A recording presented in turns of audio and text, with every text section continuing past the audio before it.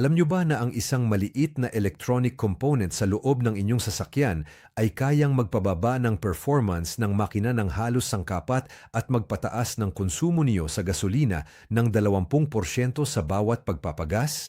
Ang component na ito ay ang mass airflow meter na kilala rin bilang MAF sensor. Kapag ito ay nadumihan, maaaring manginig ang makina. Nagkakaroon ng misfire, umiilaw ang check engine light sa dashboard at mabilis na nauubos ang pera mo. Pero may magandang balita, posible talagang linisin ang sensor na ito ng mag-isa ng walang kailangang mamahaling kagamitan sa loob lamang ng ilang minuto. At sa paggawa nito, maiiwasan mo ang mga gastos sa pagkumpuni na maaaring umabot ng daan-daang piso. Manatili hanggang sa dulo upang malaman ang bawat hakbang ng prosesong ito na ginawa ng tama at ligtas para maibalik ang orihinal na kakayahan ng iyong sasakyan. Magsimula tayo sa isang maikling paliwanag kung ano ang sensor na ito. Ang mass airflow sensor ay isang maliit na elektronikong bahagi na karaniwang nakalagay sa pagitan ng air filter box at ng intake manifold ng makina. Ang tungkulin nito ay sukatin ng tuloy-tuloy ang dami at densidad ng hangin na sinisipsip ng makina.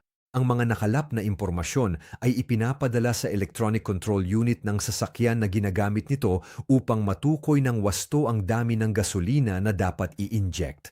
Sa madaling salita, ang mass airflow sensor ay nagsisilbing isang hindi nakikitang regulator na patuloy na nagbabantay sa balanse ng pinaghalong hangin at gasolina na tinitiyak ang maayos na pagtakbo, kontroladong pagkonsumo at nabawasang emisyon.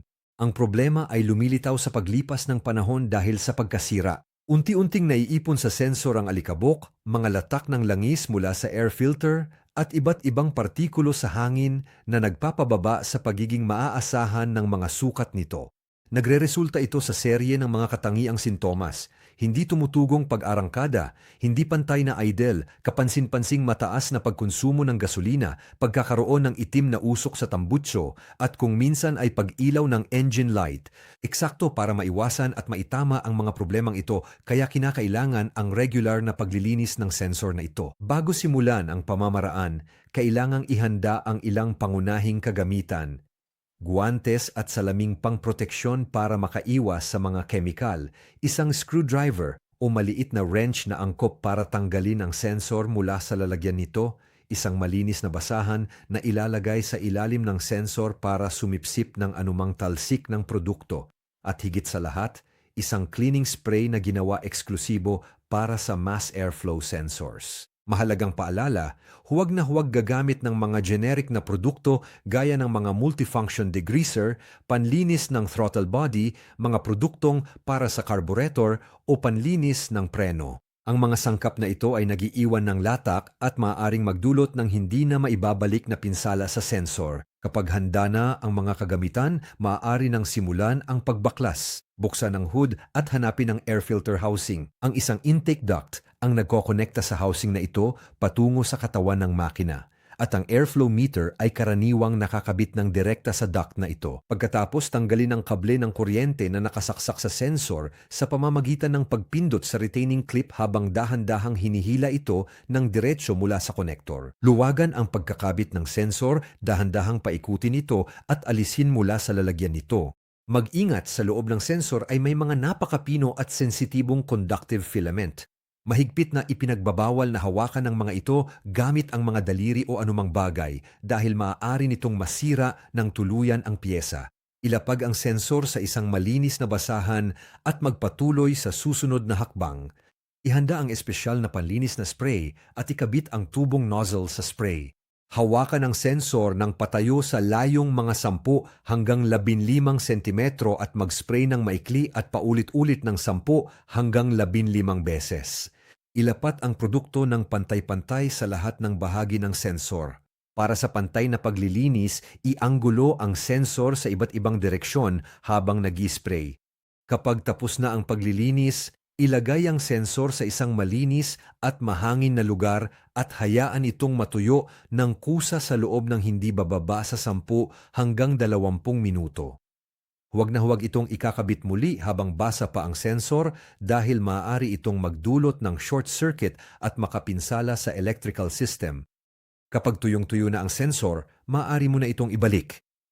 Ibalik ito sa orihinal nitong kinalalagyan sa intake duct. Siguraduhing sundin ang direksyong itinuturo ng arrow na nakaukit sa katawan ng sensor na nagpapahiwatig ng daloy ng hangin. Higpitan ng maigi ang mga tornilyo, ikabit muli ang kable ng kuryente hanggang sa makarinig ng malinaw na tunog ng pag-lock. Pagkatapos ay ibalik ang filter housing at ang buong intake duct. Paanda rin ng makina. Dapat mong mapansin agad ang mas maayos na ikot ng makina at mas mabilis na pagtugon ng accelerator. Ang isang bahagyang pagdiin sa pedal ay sapat na upang kumpirmahin ang naibalik na kinis ng takbo.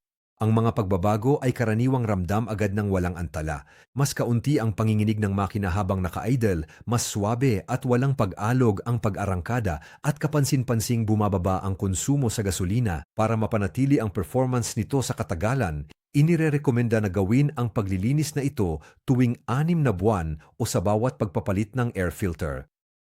Kung may mga aberya pa ring nararanasan pagkatapos ng operasyon, malamang nasira na ang sensor at kailangan na itong palitan. Ang halaga ng isang bagong flow meter ay karaniwang naglalaro sa 200 hanggang 500 unit ng pera depende sa modelo ng sasakyan. Kung aktibo ang engine light bago ang intervention, gumamit ng compatible na diagnostic tool para burahin ang nakarehistrong error code at suriin ang pangkalahatang kondisyon ng system. Mayroon ding mabilis na test na maaaring gawin ng walang kagamitan. Hugutin ang konektor ng sensor. Kung patuloy pa ring umaandar ang makina, malamang nasira na ang sensor. Kung mamatay agad ang makina, gumagana pa ang piyesa. Sa paglalaan ng ilang minuto para sa simpleng maintenance na ito, napapanatili mo ang kalusugan ng makina ng iyong sasakyan at nakakaiwas ka sa malalaking gastos.